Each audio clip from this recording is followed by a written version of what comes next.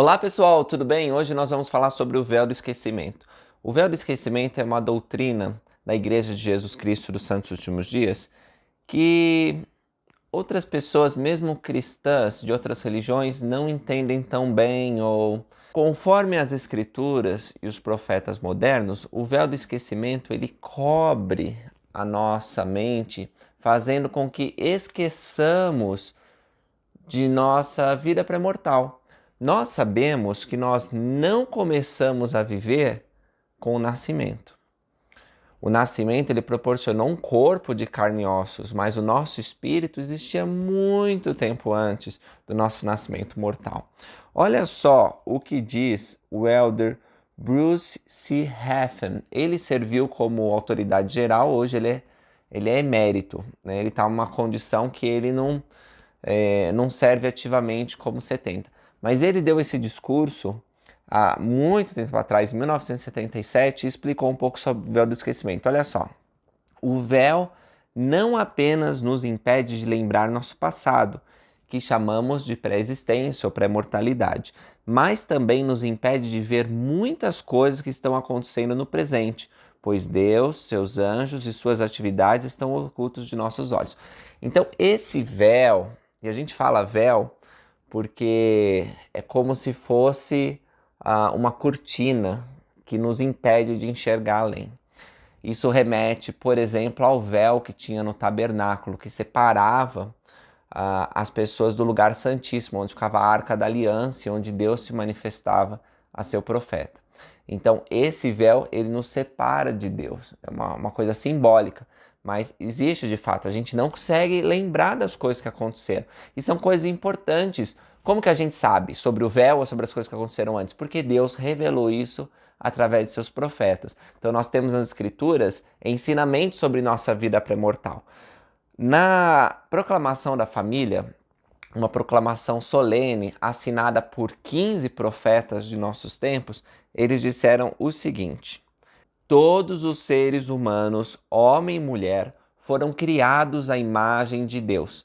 Cada indivíduo é um filho ou filha gerado em espírito por pais celestiais que o amam e, como tal, possui natureza e destinos divinos.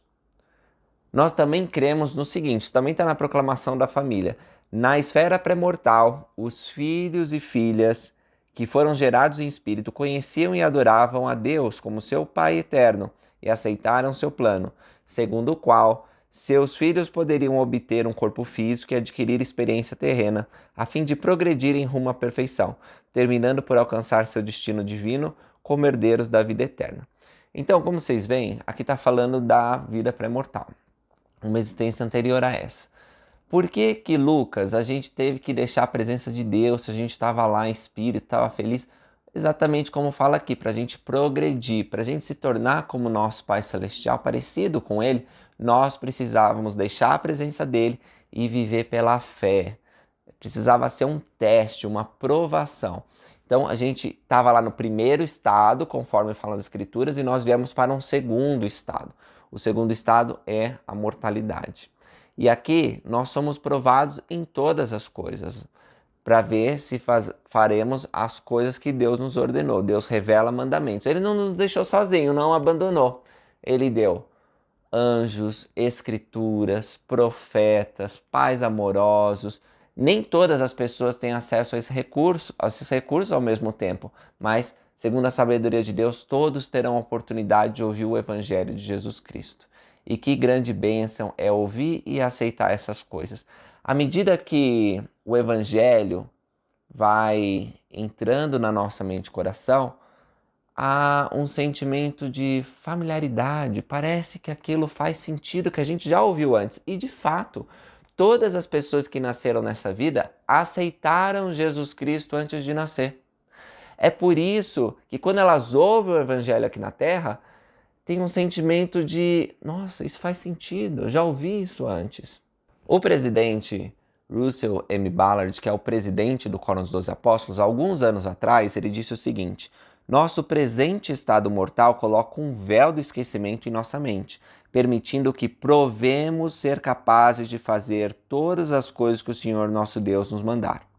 Mas muito embora a nossa visão da eternidade, longa distância, seja limitada, o Senhor não nos deixou sem orientação, como eu falei para vocês.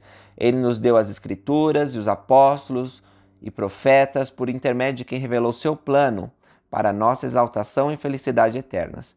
E temos o Consolador, o Espírito, para nos guiarmos. Sobre o Espírito Santo, que é o terceiro membro da Trindade, é preciso dizer que o papel dele é nos ensinar a verdade.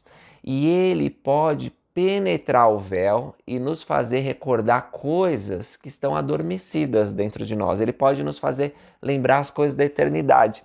É por isso que o Salvador Jesus Cristo também disse certa vez o seguinte: Eis que vos enviarei outro Consolador, e ele vos fará lembrar de tudo quanto tenho dito. Nós ouvimos o Salvador Jesus Cristo antes de nascer, nós vimos a sua face, e era familiar para nós as feições e os atributos de Cristo. Então, quando o Espírito nos toca, nós podemos recordar as coisas celestiais. É claro que a gente não vai ter detalhes, mas todo mundo tem que passar pelo véu. O próprio Senhor Jesus Cristo teve que passar pelo véu. Ele nasceu como uma criança normal, ele foi crescendo de graça em graça. Só que ele não foi de um erro ou pecado para uma coisa boa pelo processo de arrependimento. Ele não precisava se arrepender, ele era perfeito. Então ele foi de uma coisa boa para uma melhor. O progresso dele foi muito rápido e o véu foi abrindo para ele de uma maneira muito mais rápida do que acontece conosco. Isso é explicado pelo elder James E. Talmage no livro Jesus o Cristo. E ele diz o seguinte: Jesus veio para o meio dos homens a fim de experimentar todas as condições naturais da mortalidade. Nasceu tão dependente e frágil como qualquer outra criança. Sua infância foi, sobre todos os aspectos, como a de outros meninos. Sua juventude foi uma juventude real, seu desenvolvimento tão necessário e autêntico como o de todos os outros. Sobre sua mente havia descido o véu do esquecimento comum a todos os que nascem na terra, pelo qual é apagada a lembrança de uma existência anterior. O apóstolo Paulo diz que aqui na terra nós vemos em espelho e em enigma, mas dia virá em que veremos face a face, que conheceremos como somos conhecidos. Quando o véu for tirado da nossa mente, nós vamos poder ter uma lembrança perfeita de tudo que aconteceu antes dessa vida e também das coisas que aconteceram nessa vida. Porque muitas coisas que acontecem nessa vida a gente não lembra, passa anos e a gente não lembra de uma pessoa, de uma situação, né? Você lembra perfeitamente do que aconteceu na sua infância? Duvido. Então, a nossa memória é falha aqui na Terra, mas dia virá e teremos uma lembrança perfeita. Quando que isso vai acontecer? Vocês podem estar se perguntando. Será que quando nós morrermos, nós vamos ter tirado, né, o véu vai ser tirado completamente de nós? Não é isso que eu penso e não me parece que é isso que ensinam as Escrituras. Veja, o mundo espiritual, que é o lugar onde nosso espírito vai depois que o nosso corpo desfalece aqui na Terra, é um lugar ainda de preparação. Os justos, eles estão pregando o evangelho às pessoas que não estão preparadas para que elas possam se preparar para o encontro com Deus. Tem uma escritura no livro de Mórmon que a alma explica que quando nós morremos, nós somos levados a Deus. Pois bem, não significa que nós vamos ser levados para um julgamento imediato. É uma expressão que ele usa, dizendo que nós vamos ser elevados a um outro nível. De fato, uma parte do véu vai ser tirada, porque as coisas do Espírito vão ser compreendidas de uma maneira diferente do que nós compreendemos aqui. Nós poderemos ver o mundo dos espíritos. Nós poderemos ver Satanás e suas hostes procurando destruir os filhos de Deus. E, de certa maneira, a nossa visão vai se ampliar. Mas o véu não vai ser totalmente tirado, porque, como explicou o presidente Oakes, numa conferência geral recente a respeito do mundo dos espíritos, certamente sabemos pelas Escrituras que depois que nosso corpo morrer, continuaremos a viver como espíritos no mundo espiritual. As Escrituras também ensinam que esse mundo espiritual é dividido entre os que foram íntegros ou justos durante a vida e aqueles que foram maus.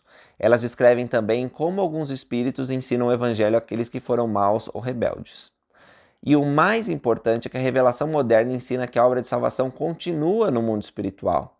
E embora sejamos alertados a não deixarmos o dia do arrependimento para depois da mortalidade, aprendemos que é possível que algum arrependimento aconteça lá. Então, por fazer parte do segundo estado, o mundo espiritual, não me parece que o Senhor vai retirar totalmente o véu das pessoas, porque elas continuam, de certa maneira, sendo testadas e se aperfeiçoando. Agora, o que ensinam as Escrituras é que quando nós ressuscitarmos, nós teremos uma vívida e perfeita lembrança de todas as coisas. Olha só o que diz Jacó. Ó, quão grande é o plano de nosso Deus, porque por outro lado, o paraíso de Deus deverá libertar os espíritos dos justos, e a sepultura libertar os corpos dos justos, e os espíritos e o corpo serão reunidos novamente, e todos os homens tornar-se-ão incorruptíveis e imortais, e serão almas viventes, tendo um perfeito conhecimento, como nós na carne, com a diferença de que o nosso conhecimento será perfeito.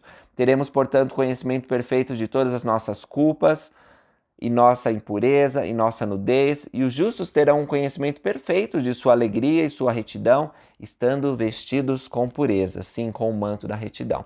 Então ele fala que depois do mundo espiritual, né, o paraíso vai liberar os espíritos dos justos e a sepultura vai liberar o corpo dos justos, serão unidos, portanto, no versículo anterior ele fala que os iníquos também, cada um vai ter uma hora de ressurreição, mas o fato é que todas as pessoas, sejam boas ou más, vão ressuscitar. Então vai ter essa união entre corpo e espírito.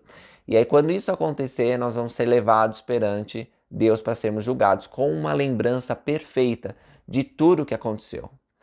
Uma lembrança semelhante à que temos aqui, mas com a diferença de que vai ser perfeito. Vamos lembrar tudo, até de nossa vida anterior. Agora, nós podemos sentir grande gratidão por o Senhor ter nos colocado o véu do esquecimento.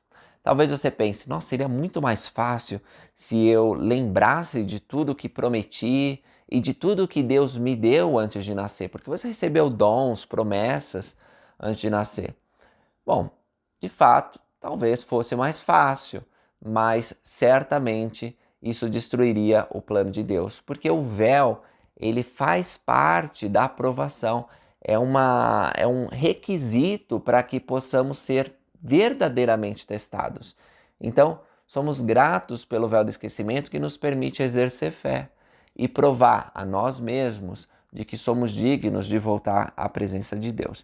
O presidente Henry B. Eyring, que é da primeira presidência, ele disse: devido ao véu do esquecimento colocado sobre nossa mente ao nascermos, temos de encontrar um meio de reaprender nessa vida o que já sabíamos e defendíamos outrora. Parte da nossa preparação nessa vida foi a de encontrar essa preciosa verdade para podermos novamente comprometer-nos com ela por meio de convênio. Isso exigiu fé, humildade e coragem de nossa parte, além da ajuda de pessoas que haviam encontrado a verdade e que depois a compartilharam conosco. Então, se não fosse o véu do esquecimento, será que a gente ia desenvolver fé, humildade, coragem e contar com a ajuda de outras pessoas que tinham sido fiéis no testemunho de Jesus? Acho que isso seria muito difícil de acontecer. E para terminar esse vídeo, tem uma citação do presidente Dieter F. Uchtdorf, e eu acho tão bonita que eu quero ler para vocês. Diz o seguinte: essa história começou há muito tempo, bem antes de a Terra começar a girar em sua órbita, antes que o Sol começasse a estender seus braços flamejantes em direção ao espaço frio, antes que as criaturas grandes e pequenas povoassem nosso planeta. No início dessa história, vivíamos num lugar distante e belo. Não sabemos muitos detalhes de como era a vida naquela esfera pré-mortal, mas sabemos algumas coisas. Nosso Pai Celestial nos revelou quem Ele é, quem nós somos e em quem podemos nos tornar. Naquele primeiro estado, você sabia com absoluta certeza que Deus existia, porque o via e o ouvia. Você conhecia Jesus Cristo, o qual se tornaria o Cordeiro de Deus. Tinha fé nele e sabia que seu destino não era ficar na segurança do lar pré-mortal. Por mais que amasse aquela esfera eterna, você sabia que desejava e precisava embarcar em uma jornada. Você partiria dos braços de seu pai, passaria por um véu de esquecimento, receberia um corpo mortal e aprenderia e vivenciaria coisas que, esperançosamente, a ajudaria a crescer e a se tornar mais semelhante ao Pai Celestial e a retornar à presença dele. Naquele lugar sagrado, cercada por aqueles que a conheciam e a amavam, a grande pergunta que você tinha em mente e no coração era: será que voltarei em segurança ao meu lar celestial? Havia tantas coisas que estariam fora do seu controle. A vida mortal seria difícil às vezes, cheia de curvas inesperadas no caminho, doenças, decepções, acidentes, conflitos. Sem a lembrança de sua existência anterior, sem lembrar que você havia andado com seu Pai Celestial, será que ainda assim você reconheceria a voz dele em meio a todo o barulho e as distrações da vida mortal? A jornada à frente parecia longa e incerta, extremamente cheia de riscos. Não seria fácil, mas você sabia que valeria todo o esforço. Assim, lá estava você no limiar da eternidade, olhando para frente com indescritível emoção e esperança. E, imagino também, com certa preocupação e certo temor. No final, você sabia que Deus seria justo, que a bondade dele triunfaria. Você tinha participado dos grandes conselhos do céu e sabia que seu Salvador e Redentor, Jesus Cristo, proveria um meio para que você fosse purificada de seus pecados e resgatada da morte física. Tinha fé que, no final, iria regozijar-se e unir sua voz aos coros celestes, louvando bem alto o santo nome dele. Então você respirou fundo e deu um grande passo à frente. E aqui está você. Cada uma de vocês embarcou em sua própria jornada maravilhosa de volta ao seu lar celestial. Então é isso aí. Se vocês gostaram desse vídeo, curte aí, compartilha com os amigos e aguardo vocês no próximo vídeo. Até mais.